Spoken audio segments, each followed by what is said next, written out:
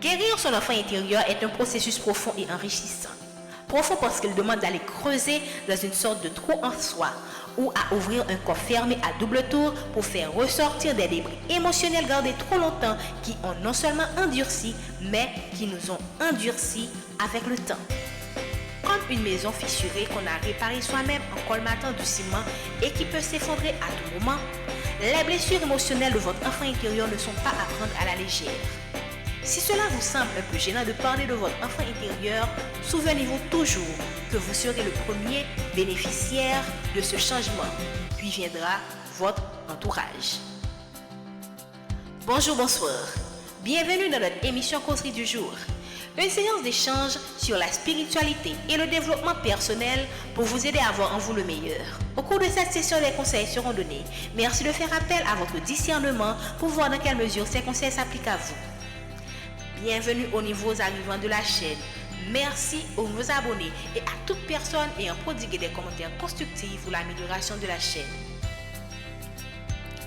Dans l'épisode 22, nous avons énuméré les signes montrant que votre enfant intérieur est blessé.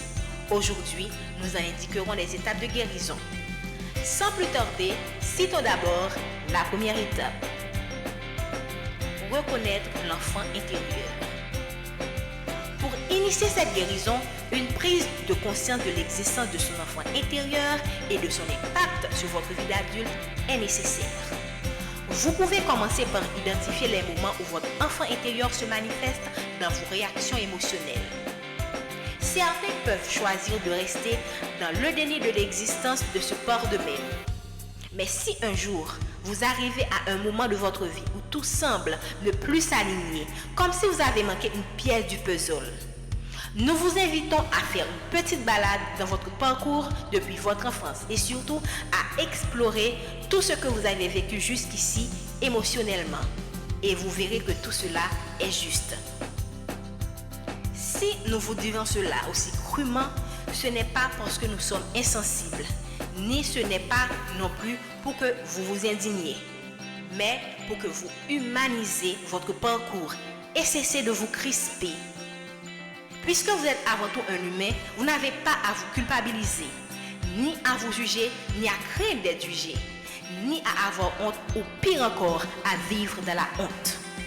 Votre vie vous appartient et vous ne devez rien à personne, tout comme personne ne vous doit rien. Même si vous êtes dans un entourage difficile et hostile, soyez le premier à être dans la compassion pour vous-même car vous le méritez. La seconde étape de guérison de son enfant intérieur passe par une introspection où vous serez appelé à revenir sur les expériences de votre enfance qui vous ont marqué émotionnellement. Cet exercice n'est pas toujours facile car nous avons oublié pour certains d'entre nous certaines de ces expériences. Si nécessaire, nous vous suggérons de faire appel à un thérapeute. Mais vous pouvez commencer par prendre un calepin pour écrire ces souvenirs ou le peu qu'il vous en reste. L'exercice faisant, d'autres moments peuvent surgir du plus profond de votre mémoire. Cela peut être du moins tragique comme être mis à la porte par un professeur lors d'un cours, être exclu d'un jeu lors de la période de récréation par ses camarades de classe, au plus dramatique comme la mort d'un animal de compagnie que vous avez aimé tant ou encore au plus regrettable des regrettables comme les violences physiques, psychologiques ou sexuelles. Notez aussi les sentiments que ces moments ont éveillés en vous à l'époque et encore aujourd'hui quand vous y pensez, ainsi que les réactions que vous avez eues par le passé.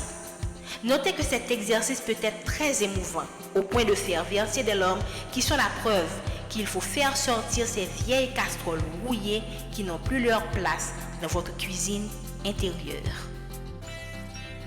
Exprimer ses émotions refoulées est la troisième étape de la guérison de son enfant intérieur. Cette étape, aussi éprouvante soit-elle pour certains, est nécessaire car une émotion refoulée est un danger pour son hôte. À tout moment, elle risque de ressortir comme elle veut et quand elle veut, comme une personne non invitée à un festin. Il suffit qu'elle soit provoquée dans une circonstance similaire à celle vécue par son titulaire à l'origine. Ainsi, il est toujours préférable de choisir de la gérer sainement et de manière volontaire. Il est conseillé de travailler avec un thérapeute pour explorer et libérer ses émotions en toute sécurité. Puis vient l'étape de dialoguer avec son enfant intérieur. On suggère d'utiliser des techniques de visualisation pour entrer en contact avec lui et initier ce dialogue. Dans cette étape, nous pensons que l'aide d'une personne du domaine est obligatoire, surtout dans les cas d'expériences extrêmement difficiles. Au cours de cet exercice, vous devriez être à l'écoute attentive de ce qu'il a à vous dire sans jugement. Les émotions négatives devront être prises en charge et vous serez, lors de ce dialogue, appelé à offrir votre amour et sécurité à votre enfant intérieur. Ceci constitue la 5e étape du processus de guérison où vous devenez pour lui comme le père ou la mère qu'il n'a jamais eu en lui donnant tout l'amour, la compréhension et la compassion qu'il souhaite. Rassurez-le que vous serez toujours là pour lui, pour le protéger. Sachant qu'on parle de soi à soi, cela peut paraître étrange, mais aussi bizarre que cette session d'échange peut sembler, elle est très libératrice. L'avant-dernière étape du processus de guérison de votre enfant intérieur consiste à répondre à ses besoins non satisfaits. Puisque vous êtes le parent de votre enfant intérieur, vous devez faire ce que tout parent fait. Répondre aux besoins de leur enfant et dans ce cas spécifique, répondre aux besoins qui n'ont pas été satisfaits durant votre enfance. D'abord en les identifiant, puis en trouvant des moyens sains pour les combler. Cela peut être de vous donner des petites marques d'attention ou encore de vous faire des compliments pour vos réalisations, aussi petites soient-elles.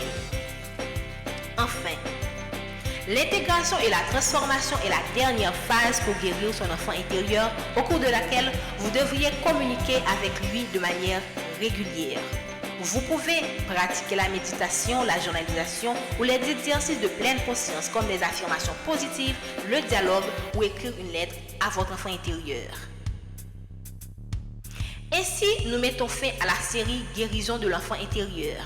Pour conclure, voyez ce processus comme un voyage de l'intérieur continu et évolutif. Vous avez tout à y gagner. Il est souvent bénéfique de se faire accompagner par un professionnel pour naviguer dans ce processus avec support et guidance. Terminons cette vidéo avec la pensée suivante. Il ne peut y avoir de révélation plus vive de l'âme d'une société que la manière dont elle traite ses enfants.